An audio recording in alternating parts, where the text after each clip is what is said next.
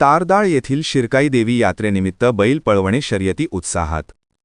तारदाळ येथील शिरकाई देवी यात्रा व हजरत गैबिसो पीर उर्सानिमित्त प्रहार जनशक्ती पक्ष व जनसामान्यांचा प्रहार न्यूज यांच्या वतीने हातात कासरा धरून बैल पळवणे शर्यत गुरुवारी उत्साहात संपन्न झाल्या। यामध्ये प्रथम क्रमांक योगेश विभूते व विवेक कोळी यांना देण्यात आला, द्वितीय क्रमांक मयूर विभूते, तृतीय क्रमांक भास्कर पाटील तर चतुर्थ क्रमांक महालिंग एडके यांनी पटकाविला। विजेत्या स्पर्धकांना अनुक्रमे 5000, 3000, 2000, 1000 तसेच प्रत्येक विजेत्या स्पर्धकाला मानाची ढाल देण्यात आली। यावेळी मान्यवरांच्या हस्ते विजेत्या स्पर्धकांना बक्षीस वितरित करण्यात आले।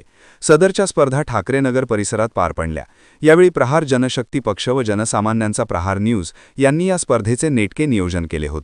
सदर स्पर्धा यशस्वी करण्यासाठी प्रहार तालुका अध्यक्ष सुनील शिंदे, विकास गायकवाड, दादा सोसुतार, मार्तंड कांबळे, नजीर नदाफ, नवनाथ गायकवाड, गणेश गायकवाड, लोकहिरा न्यूज संपादक गणपती शिंदे आदींनी परिश्रम घेतले।